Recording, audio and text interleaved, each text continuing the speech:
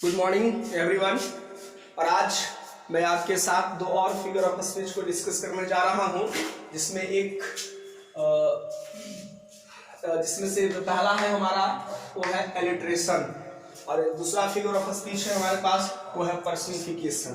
तो एलिट्रेशन जो होता है ये प्रत्येक पोएट्री में या फिर आप लोगों को देखे होंगे किसी से बात करते हुए तो वो शब्दों का इस तरह से अरेंज करते हैं जिसमें जो स्टार्टिंग लाइनिंग होता है वह एक जैसा होता है। जो स्टार्टिंग साउंड्स होता है, नॉट द लाइन, जो साउंड्स होते हैं वह एक जैसे होते हैं। तो ये शब्दों का जो अरेंजमेंट होता है वह कहलाता है एलिट्रेशन। जैसे आपने एक गाना सुना होगा हिंदी में, पके पेड़ पर पका पपीता, पिंकू पकड़े पका पपीता, पके पेड़ को पकड़े पिंकू, पिंकू पकड़े पका पपीता। ये लाइक दैट यदि आपने गाना सुना होगा तो हर कंडीशन में आपने क्या देखा, प प प प प। जो स्टार्टिंग साउंड है वह बिल्कुल एक जैसा है।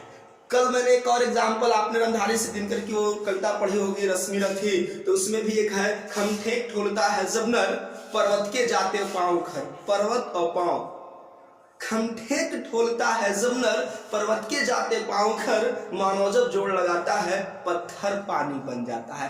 पत्थर और पानी, तो एक ऐसे ही फिगर ऑफ स्पीच जिसमें कॉन्सिक्यूटिव वर्ड्स का जो साउंड होता हो वो सुनने में एक जैसा लगे, तो ये वाला फिगर ऑफ स्पीच का नाम है एलिट्रेशन। आइए डिफिनेशन हम आपके पास में लिखकर रखा हूं, the figure of speech in which the starting sound of the consecutive words in a line is similar.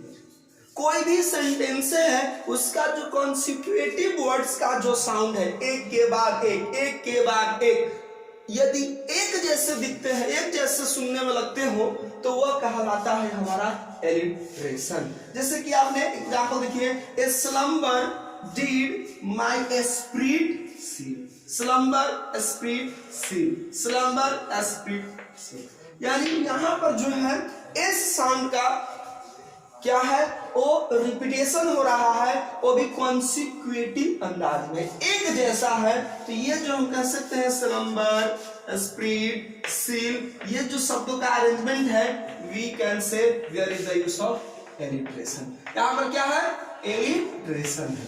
उसी तरह से दूसरा मैंने आपके लिए एग्जाम्पल रख कर रखा, एक एग्जाम्पल है मेरे पास, सारा 7 sisters sleep soundly on the sand। सारा के जो 7 सिस्टर्स हैं वो सैंड पर साउंडली मींस डीपली क्या करती है, सोती है। ऊपर वाले सेंटेंस का मीनिंग नहीं मैंने आपको बताया, ये स्लम्बर, स्लम्बर नाउन का मतलब होता है स्लीप, निद्रा। सील का मतलब होता है क्या कर देना, बंद कर देना। और स्पिरिट का मतलब होता है सोल, आत्मा। जो निद्रा होती है हमारी आत्मा को क्या कर देती है, ब्लॉक कर देती है। तो शब्दों का जो स्टार्टिंग साउंड है वो एक जैसा है। Once again we can say alliteration. Next वाला एग्जांपल, सारा 7 sisters sleep soundly on the sand। और भी एग्जांपल्स बनाए जा सकते हैं एलिट्रेशन के, जैसे अपने नाम से, जैसे मैं अपने नाम से एक एग्जांपल दे रहा हूं, जैसे विश्वजीत values everyone equally। इस एग्जांपल पर आप देखिए, विश्वजीत का भी, वैल्यूज का भी, एवरीवन ई एंड इक्वली ई, ये दो भी what can you find, alliteration. मैं सारे लोगों को एक जैसा ही वैल्यू देता हूं, ना किसी को ज्यादा न किसी को कम। तो ये जो भी साउंड का जो रिपीटेशन यहाँ पर हो रहा है, जो कॉन्सिक्यूटिव वर्ड्स में इस्तेमाल हो रहा है, सिमिलर साउंड का इस्तेमाल हो रहा है, दैट इज एलिट्रेशन। एलिट्रेशन का जो एक और बढ़िया एग्जांपल है वो मैं आपके साथ प्रेजेंट करना चाहूंगा, वो जो बहुत फेमस है और कॉमन भी है। जैसे आप देखिए सेंटेंस कैसे लिखे जा रहे हैं, Betty bought a bit of butter. Betty जो है बटर का कोई अंश थोड़ा से मात्रा में वो क्या करती है, बटर खरीदती है। Betty bought a bit of butter but the bit of butter is little bitter. So बेटी about some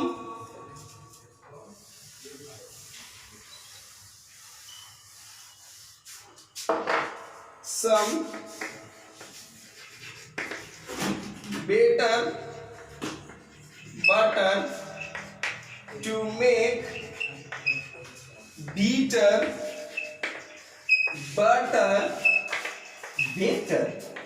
ध्यान दीजिएगा ये सेंटेंस पर। ये सेंटेंस आई थिंक क्लास 4 में एनसीईआरटी में ये सेंटेंस लिखा हुआ है एज ए गेम्स का पार्ट एक्टिविटीज में ये सेंटेंस था। वहां पर बच्चों को हम लोग इस वर्ड को फ्लुएंस में प्रॉपर फ्लुएंसी में रीड करने के लिए हम लोग सिखाया करते थे। Betty bought a bitter butter but the bitter butter is little bitter, so Betty bought some bitter butter to make bitter butter better.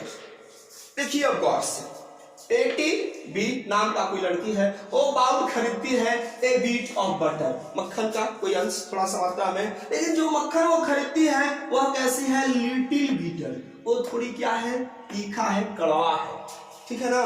सो इसीलिए बेटी क्या करती है, फिर से बाउल करती है सम बीटर बटर को। इसीलिए जो वो पूर्व में जो मक्खन खरीदी थी उसका जो स्वाद कैसा था, वो तीखा था, इसलिए बेटी कुछ दूसरी मक्खन खरीदती है। वो दूसरी कैसी मक्खन खरीदती है, बेटर, अच्छी क्वालिटी में बटर खरीदती है। क्यों खरीदती है, टू मेक, बनाने के लिए, बीटर बटर बेटर, जो बीटर वाली जो मक्खन थी, जो तीखी मक्खन थी, जो कड़वा था, उसको बेटर बना सके, इसीलिए कुछ एक्स्ट्रा और कुछ अलग मक्खन खरीदती है। तो this is a fine example of alliteration.